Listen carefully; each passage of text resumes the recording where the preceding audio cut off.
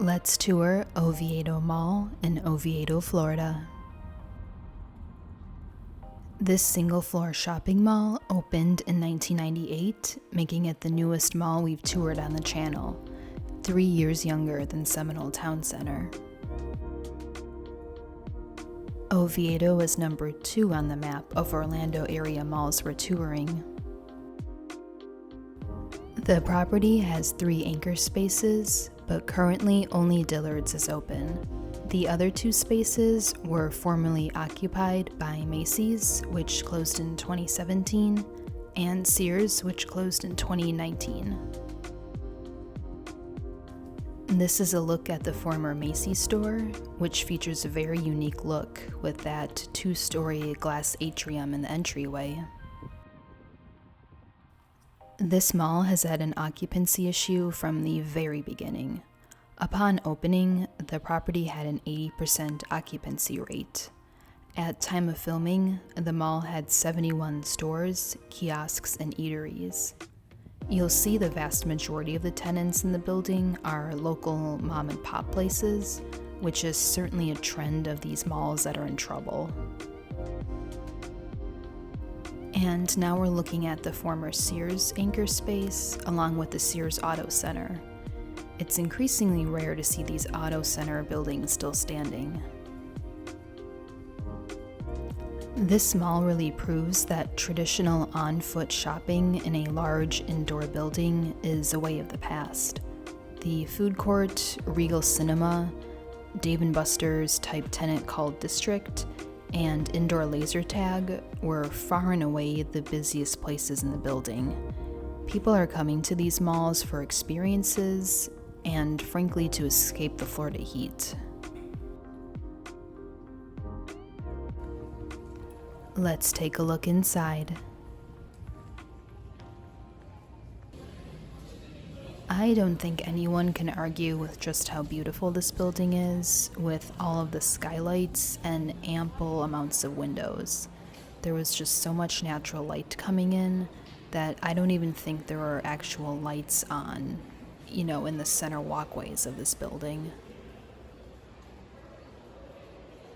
We're headed towards the former Macy's space, and you'll see they did a really good job of covering up the former entryway.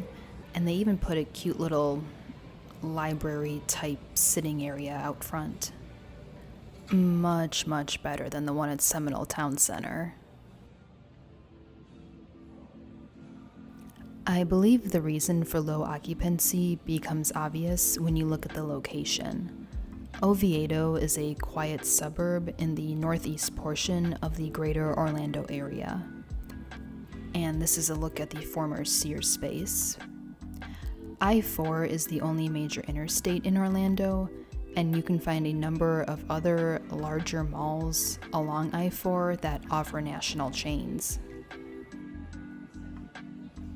In fact, just 10 miles west, right off of Interstate 4, is the very popular Altamonte Mall, which you have to drive right past just to head towards Oviedo. 11 miles southwest is the upscale Winter Park Village, and 15 miles northwest is the larger, albeit kinda dead, Seminole Town Center. The food court is in the dead center of the mall and has this cute little water river feature running through it. The Regal Cinema is an original tenant of the mall and sits right on top of the food court. The ticket booth is on the ground level, although on the day I visited, it was closed with a sign asking to please buy your tickets upstairs at the concession stand. As I was taking the escalator upstairs, I was caught by this Regal Cinemas employee, so I asked him if I could just film some of the neon signage, and he was kind enough to let me. Then I scurried my way downstairs. Here's something interesting. On March 1st, the mall launched something they call the Mall Rat Club. The program is aimed at kids 13 through 17, and parents can sign their kids up and once approved, they will receive a 15% discount at several tenants in the mall. The program also offers private movie screenings, jelly ball tournaments at District, and a private paint night at Calipo Street. The program is part of a plan to attract more shoppers to the mall, much like this selfie hallway. Josh Gunderson, the director of marketing and events, was quoted in a press release as saying, "With so many malls around the country enacting curfews and escort programs for their young guests, we wanted to try a different approach in an effort to curb some of the issues we've been having with teens." Jokes aside, I am a big supporter of programs like this. I think giving teens a safe place to hang out and foster a sense of community is really important. Just like with so many other properties, local officials are finally starting to think about the future of these aging behemoths. In January 2020, the Oviedo City Council voted to redevelop portions of the mall into a 55-plus community. An August 2022 article from NBC affiliate WESH explained the 400 apartment units are planned for the parking lots surrounding the mall, a good portion of those over 55, but new plans would make them accessible to all ages. General Manager Kevin Hypes said, "The key is to drive traffic to the mall, to turn around your mall, and bring the residential density back to the mall." Take a shot every time that guy says mall in a sentence. A video news story from Fox 35 Orlando, posted August 1st, 2022, explained the plan is to demolish the Macy's store and build the apartment building in its place. "We want an eat, sleep, work, play type destination, which means apartments, hotels, entertainment, restaurants, and some retail," Kevin Hypes went on to say.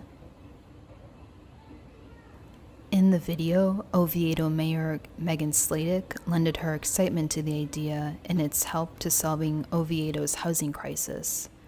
The video ended with the news reporter stating, "Kevin said groundbreaking could take place in around 6 months."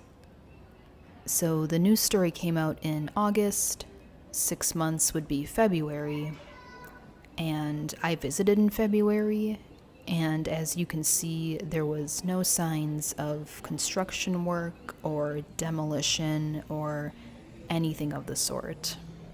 But shout out to these gorgeous real plants. I'm really curious to see what the future holds for this mall. Have you been to Oviedo Mall?